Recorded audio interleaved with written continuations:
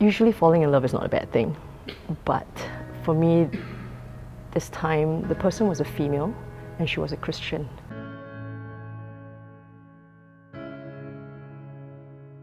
One day she said, "I'm so sorry, I love you, but I love God, and I cannot walk down this path with you.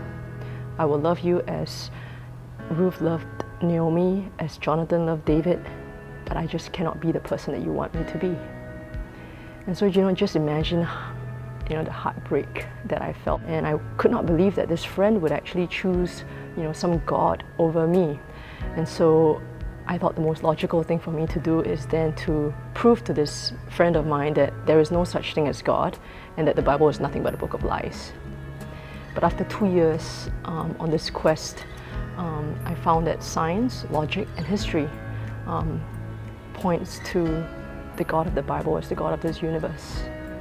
And for me, I was prepared to accept any God except the Christian God. But everything pointed to Jesus at the end of the day. And so for me, I became a very unwilling Christian in 2006.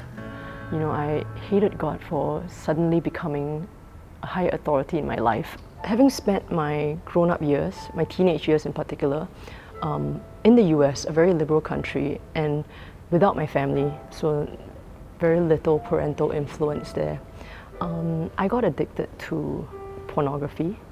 And as liberal as the US is, I also began to embrace the notion of freedom to love. And here suddenly I have this book of rules telling me all these things, and there was this, resistance to God. And because of that quiet rebellion, it was hard, even where pornography was concerned. On one hand, I knew I wanted to stop, and so I tried to stop, but at most I would last maybe 2 or 3 days, and then I would fall back into it again. It was always this battle, trying to do what is right, but not able to. And as a result of that, part of it was I fell deeper and deeper into that, and I was angry with God, and I continued doing what I wasn't supposed to do.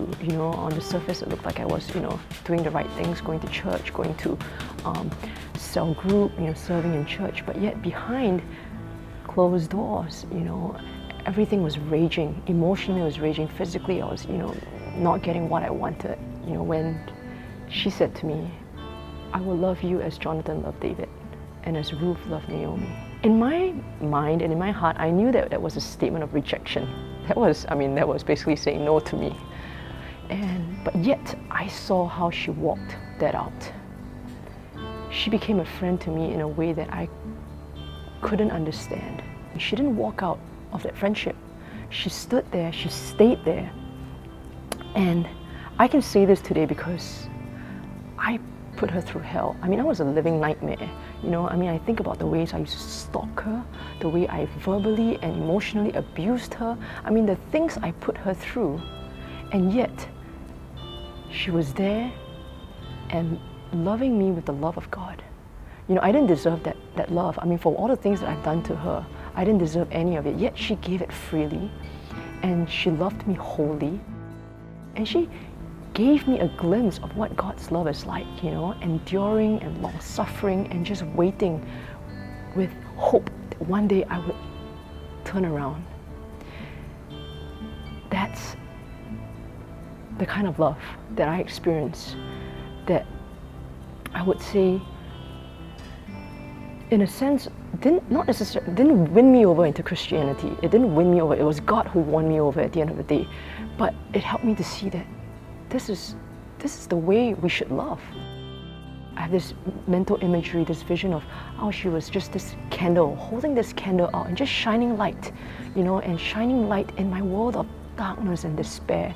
Just holding out the light, reading the Bible to me, praying with me, and just holding out that light and waiting until that day came where God picked me up and lifted me out of that pit into that new life. He set me free from this prison of sexual immorality.